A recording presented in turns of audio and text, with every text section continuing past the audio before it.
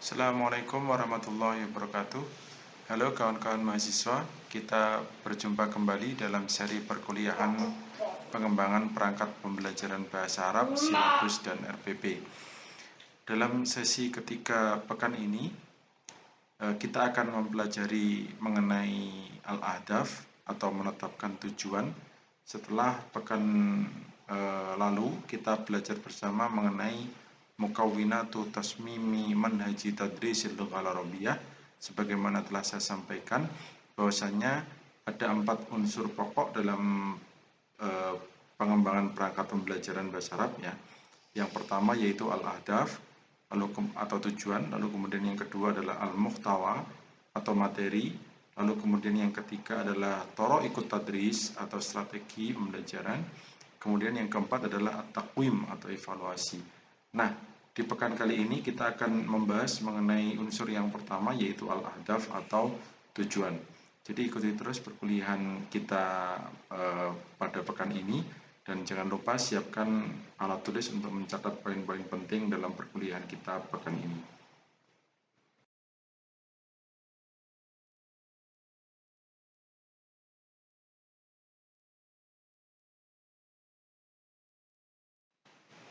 Sebelum kita bahas lebih jauh lagi mengenai tujuan dan ruang lingkupnya, mungkin perlu ya kita berdiskusi secara ringan mengenai kenapa tujuan ini penting untuk kita bahas. Ya kira-kira ada 4 pertanyaan imajiner lah. Ya, yang pertama jika misalnya nih, jika Anda dan keluarga ingin mengadakan suatu piknik, apa yang harus Anda persiapkan pertama kali? Lalu kemudian yang kedua, tentu banyak hal yang perlu dipersiapkan ya. Yang paling utama tentu adalah kemana dulu. Nah, kemana Anda akan melakukan perjalanan itu. Ya, sebelum kita mempersiapkan banyak hal, tentu yang penting ditanyakan pertama kali adalah kemananya. Apakah ke Parangtritis misalnya, atau ke Puncak Merapi, atau ke Ancol, atau ke kawasan Lumpur Sidoarjo misalnya ya. Lalu kemudian jawaban kemana tersebut akan menjadi pertimbangan utama pada pertanyaan berikutnya. Misalnya bagaimana caranya ya. Setelah kita tentukan kemana, lalu kemudian yang kedua lalu bagaimana caranya. Ya, apakah naik bis ataukah naik kendaraan pribadi ataukah naik kereta misalnya ataukah naik pesawat dan seterusnya. Lalu kemudian pertanyaan selanjutnya membawa apa? Ya. Tetapi sebelum pertanyaan-pertanyaan ini muncul, pertanyaan pertama yang perlu kita tanyakan adalah kemana dulu. Karena kemana ini akan mempengaruhi bagaimana caranya, lalu kemudian membawa apa. Tentu misalnya kalau kita ke Parangtritis, ya kan, dan juga misalnya ke Puncak Merapi itu akan berbeda cara untuk menuju ke sana, lalu kemudian apa yang kita bawa tentu berbeda. Berbeda lagi dengan misalnya kalau kita ke Ancol misalnya, ya kan? Karena 3 hal ini kan medan yang berbeda. Maka kemana itu akan menentukan bagaimana cara dan juga menentukan membawa apa saja. Karena pada intinya setiap aktivitas kehidupan harus mempunyai tujuan. Nah, oleh karena itulah tujuan ini penting untuk kita bahas.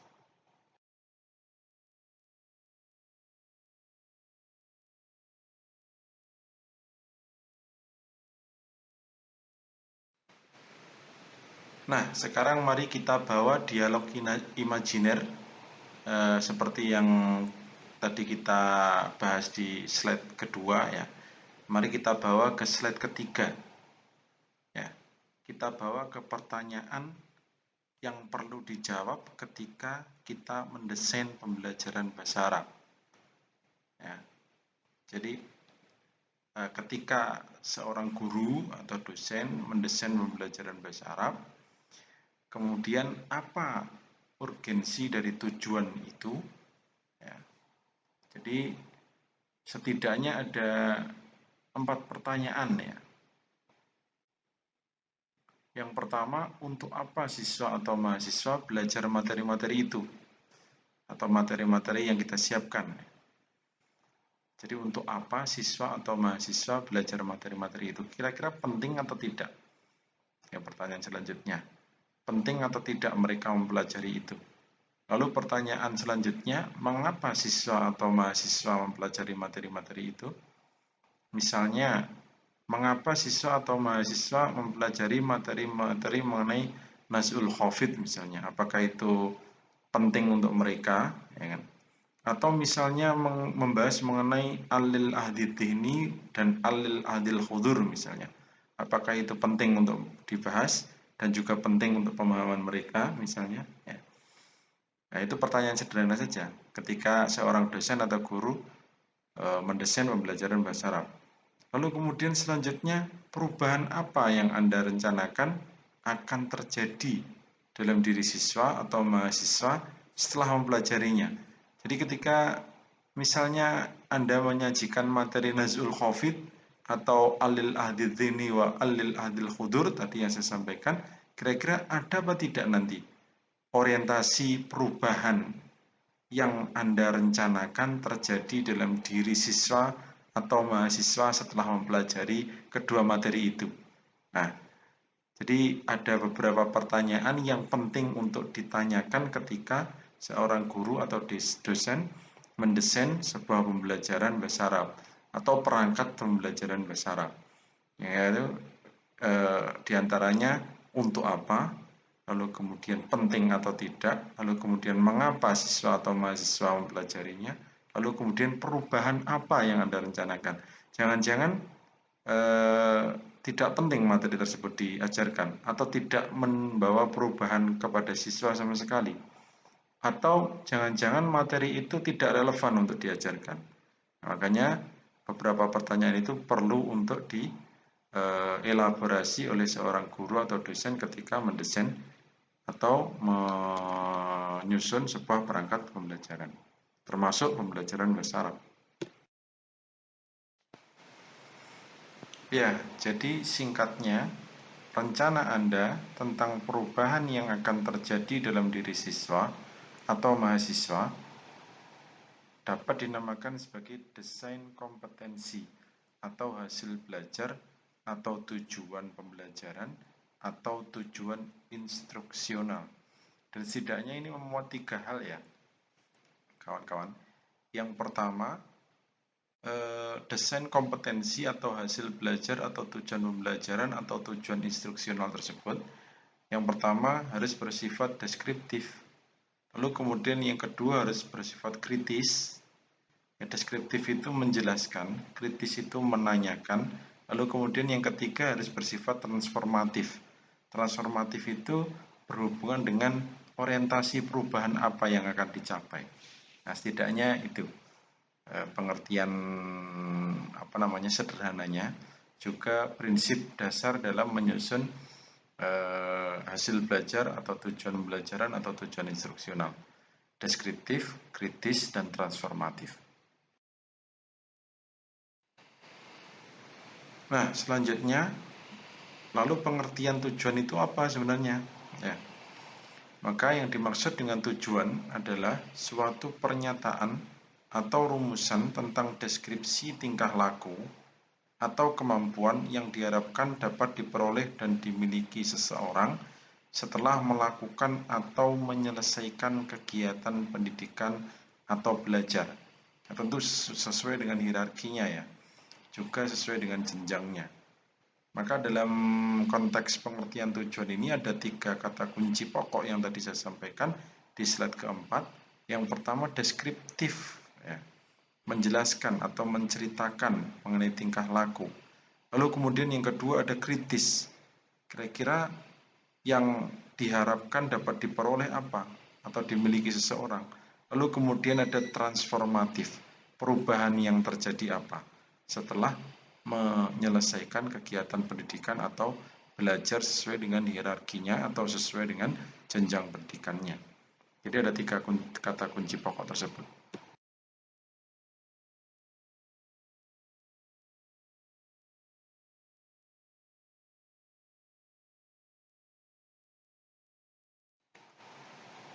Dalam diskursus terminologis definisi tujuan dalam konteks dunia pendidikan, ternyata tujuan ini tidak hanya memiliki satu terminologi tujuan saja. Setidaknya ada 3 terminologi penting ya dalam pengertian tujuan yang saya susun secara hierarkis dalam slide ke-6, ke-7, dan ke-8 ya. Yang pertama yaitu aim. Aims ini adalah tujuan umum, atau kalau mungkin kita padankan dengan bahasa Arab adalah al-ghayatul quswa atau al-maqsudul a'zam atau high politik ya. Jadi tujuan besar yang mungkin sifatnya itu sangat teoritis dan pencapaiannya jauh dari situasi sekolah. Dan mungkin nanti hasilnya terlihat setelah subjek belajar itu selesai dengan sekolahnya.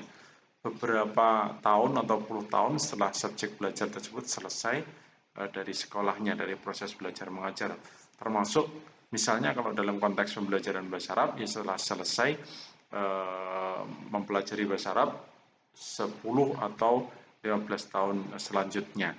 Jadi harus ada aims atau al-maqsudul a'zam atau al-ghayatul quswa tadi. Kira-kira apa tujuannya?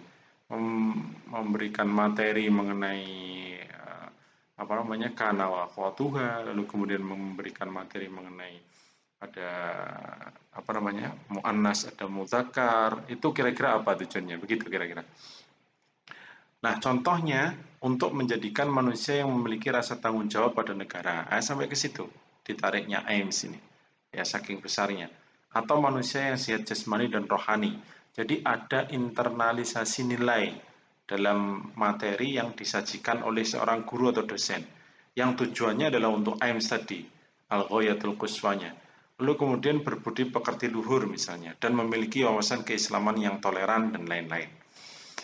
Nah, aim ini hanya mungkin dapat dicapai setelah anak menyelesaikan beberapa tingkatan pendidikan formal. Jadi tidak hanya satu tingkatan pendidikan saja, tetapi masing-masing materi, masing-masing mata pelajaran itu menyumbang aims-nya masing-masing. Ya, termasuk pembelajaran materi pembelajaran bahasa Arab. Pendidikan formal, informal, dan bahkan mungkin non-formal. Nah, untuk mencapai tujuan umum atau aims, perlu ditentukan pula yang lebih spesifik dari aims yang biasa dinamakan dengan goals. Nanti kita bahas pada slide ke-7. Ya.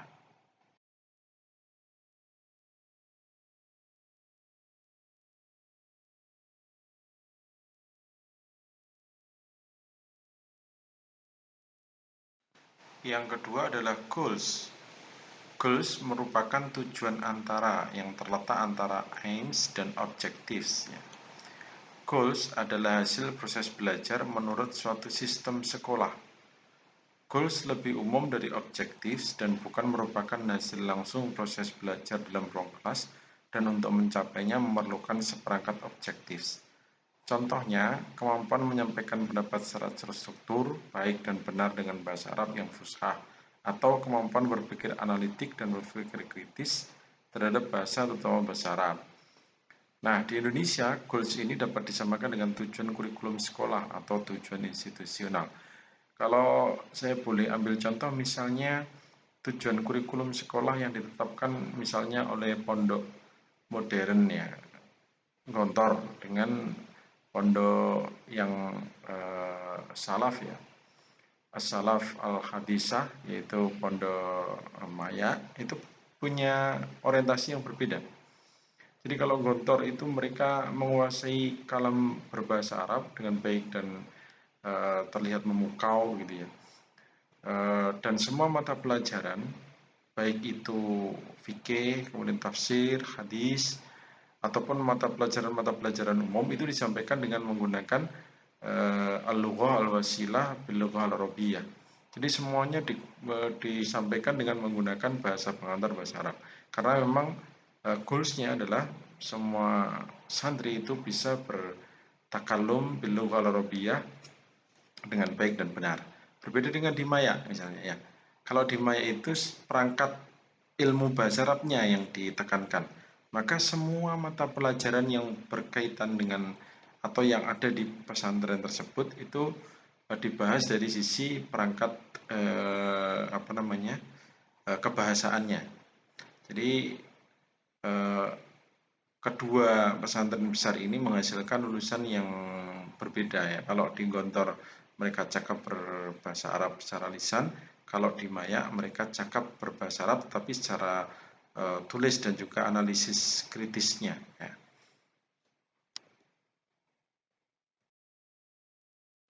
Lalu yang ketiga adalah objectives ya. Objectives ini adalah tujuan suatu unit atau pokok bahasan yang lebih spesifik yang merupakan hasil belajar dalam ruang-ruang kelas sekolah. Dengan perkataan lain, objektif adalah hasil belajar siswa dalam kelas, yaitu hasil proses belajar mengajar dalam kelas atau kegiatan belajar mengajar setiap hari sebagai hasil dari implementasi kurikulum. Contohnya, siswa menguasai prinsip-prinsip dasar ilmu nahwu dan sorof misalnya. Kalau tadi saya contohkan antara Gontor dengan Maya ya, misalnya kalau di Maya menguasai prinsip-prinsip dasar ilmu nahwu dan sorof dan juga prinsip-prinsip dasar ilmu perangkat bahasa, misalnya ma'ani, bayan, badi itu diperdalam. Tidak hanya prinsipnya, bahkan diperdalam lagi kalau di Maya ya. Tapi berbeda misalnya kalau di Gontor.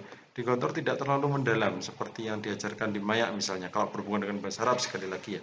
Kalau di Gontor adalah sekali lagi ditekankan pada takallum bil lughah arabiyahnya. Kalau ilmu nahwu biasanya nahwu wadih itu sudah bagus kalau di Gontor ya. Tapi kalau di Maya sampai alfiyah ya. Nah, itu jadi objektif ini adalah breakdown daripada goals. Jadi goals suatu lembaga pendidikan itu akan terbreakdown pada objektifnya atau pembelajaran dalam ruang-ruang kelas sekolah. Ya, pembelajaran dalam ruang-ruang kelas sekolah dan masing-masing lembaga pendidikan ini pasti memiliki spesifikasi goals tersendiri atau memiliki kekhasan goals tersendiri. Nah, begitu.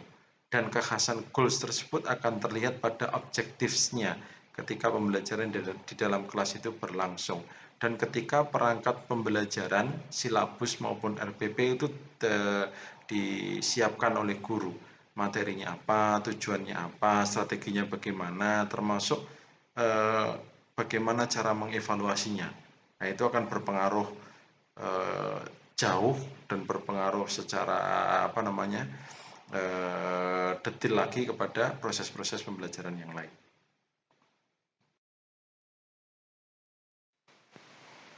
Selanjutnya yang tidak kalah penting adalah fungsi tujuan ya. Jadi setelah kita bahas mengenai definisi, kemudian kita bahas mengenai terminologi, lalu kemudian tidak kalah penting kita bahas mengenai fungsi. Sebenarnya apa sih fungsi dari tujuan itu? Di sini saya sajikan ada 5 ya. Ada 5 poin.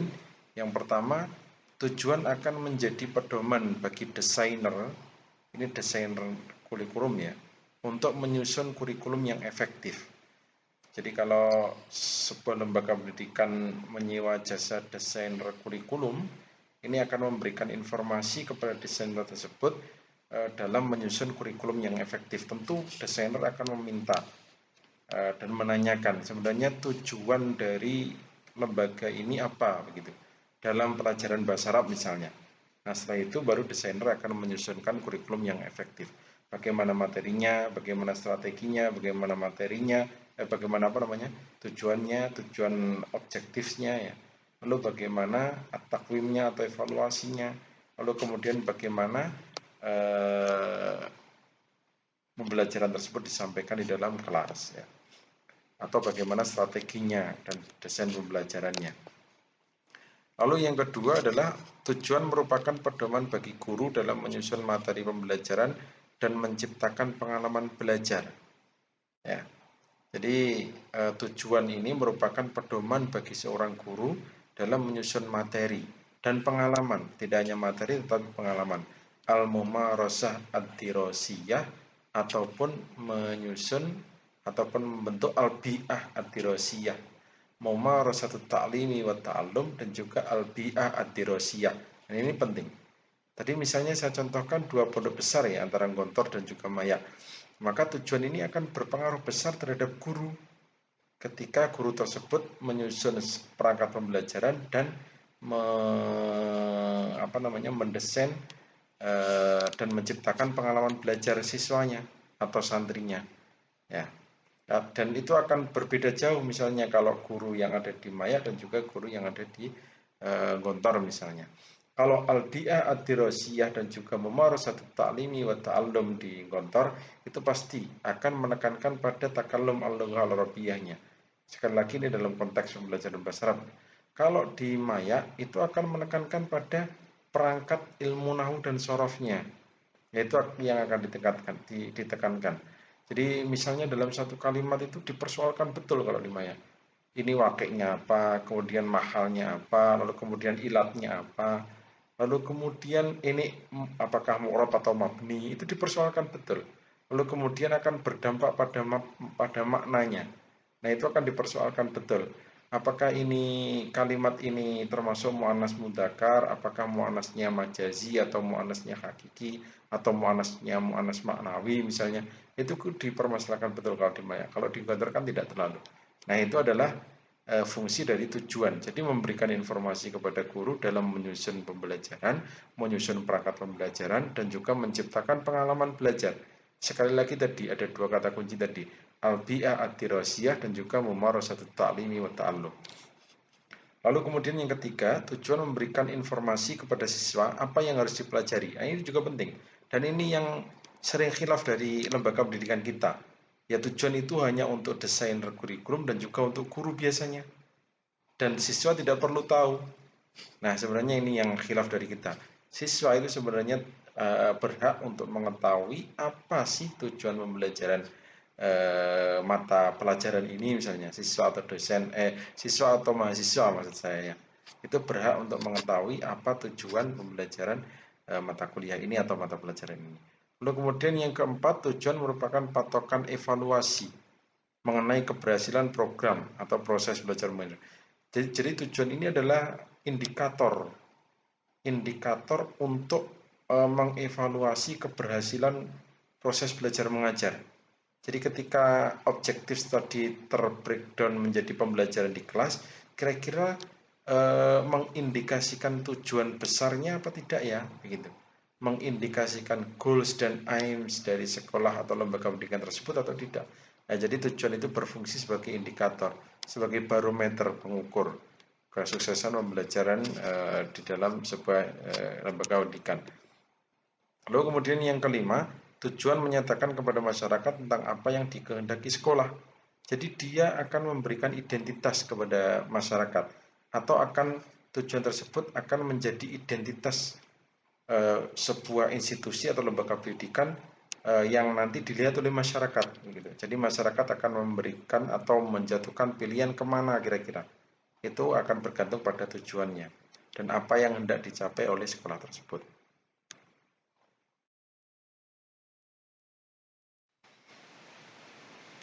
Lalu kemudian sumber tujuan itu dari mana ya sebenarnya tujuan itu bisa ditetapkan? Yang pertama bisa ditetapkan berdasarkan kajian terhadap peserta didik ya, visibility terhadap peserta didiknya. Ya, jadi kira-kira kompetensi peserta didik itu sejauh mana untuk saya bawa ke tujuan A misalnya, atau ke orientasi takallum al-lughah arabiyah, atau misalnya saya bawa ke orientasi perangkat ilmu nahwu shorof, itu sejauh mana. Jadi sumber tujuan itu yang pertama kajian atau visibility terhadap peserta didik. Lalu kemudian yang kedua adalah kajian terhadap masyarakat, di sosial masyarakat di sekitar. Misalnya kalau saya tetapkan pembelajaran ini cenderung ke penguasaan bahasa Arab takallumnya siswa, itu kira-kira masyarakat di sekitar bisa mendukung hal tersebut atau tidak. Berbeda misalnya kalau di masyarakat sekitar ternyata agamanya agama Hindu, Buddha, ya, bukan agama Muslim, bukan agama Islam. Nah, kan kita tidak mungkin menentukan tujuan itu karena masyarakat di sekitar tidak tidak mengarah pada situ ya. Lalu kemudian yang ketiga adalah kajian terhadap ilmu pengetahuan berdasarkan sumber daya yang dimiliki oleh sebuah institusi pendidikan, kira-kira mendukung apa tidak. untuk mencapai tujuan itu. Nah, kalau mendukung untuk mencapai tujuan itu, berarti sebuah institusi pendidikan bisa menetapkan. Tapi kalau ternyata memiliki SDM yang tidak mendukung ke sana, ya akan sulit ya untuk mencapai tujuan yang telah ditetapkan oleh lembaga. Maka untuk mendesain kompetensi atau tujuan pembelajaran atau hasil belajar untuk mata kuliah atau mata pelajaran, paling tidak Anda mendesain sekumpulan pernyataan atau statement. Kumpulan pernyataan atau statement tersebut menjelaskan hasil belajar yang akan diperoleh siswa atau mahasiswa di akhir semester sebagai hasil dari proses pembelajaran. Dan tentu menggunakan 3 prinsip yang pertama tadi ya. Yang saya sebutkan di awal. Jadi yang pertama adalah deskriptif, lalu kemudian yang kedua adalah kritis, kemudian yang ketiga adalah transformatif. Deskriptif itu menjelaskan, menceritakan apa itu kana wa akhwatuha misalnya.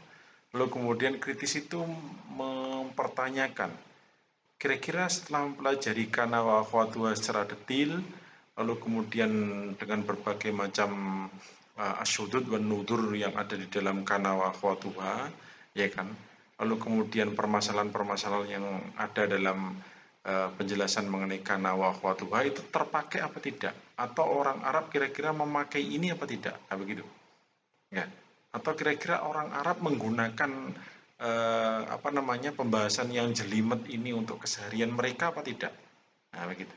Lalu kemudian yang tidak hanya deskriptif dan kritis ya, tapi yang ketiga adalah transformatif. Jadi kira-kira nanti setelah mempelajari ini peserta didik bisa apa? Nah begitu. Peserta didik nanti akan ada perubahan apa?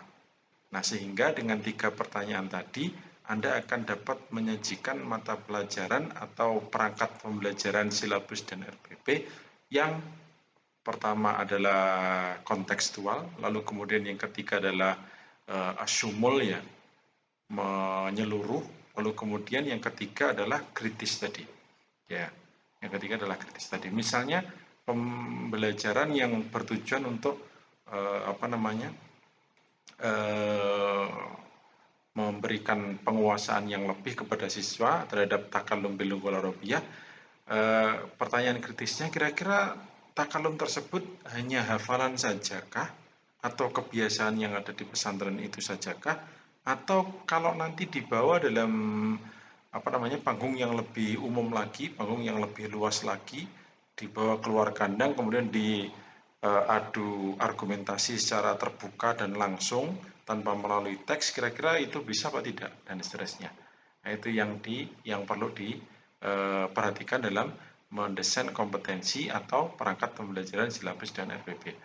Maka statement atau pernyataan tentang kompetensi atau tujuan pembelajaran atau hasil belajar harus bersifat terukur yang pertama.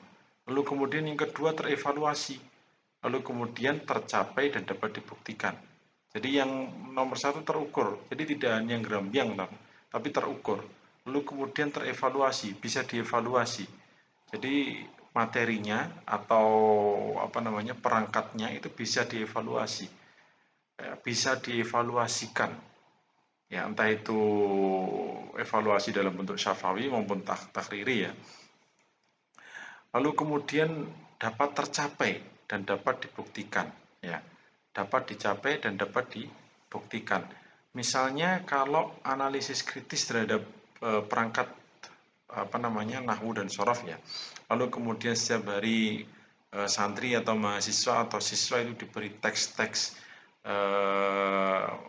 kolonial ya, teks-teks kiroah bacaan bahasa Arab, tetapi yang sudah sudah lama digunakan ya, atau sudah tercetak atau sudah tersusun pada tahun-tahun yang lampau, itu kira-kira kontekstual apa tidak? Atau nanti setelah siswa atau mahasiswa atau santri mempelajari itu, nanti misalnya ada teks dari Quran Al-Ahram Mesir itu mereka bisa baca apa tidak? Nah begitu. Atau misalnya kalau di penguatan takallum bil lughah Arabiyah ya, misalnya kalau nanti ada siaran televisi berbahasa Arab, kira-kira mereka bisa menangkap itu apa tidak? Nah begitu. Jadi sifat dari kompetensi atau tujuan pembelajaran itu yang pertama terukur, kemudian yang kedua adalah terevaluasi, bisa dievaluasikan, lalu kemudian yang ketiga adalah tercapai dan dapat dibuktikan.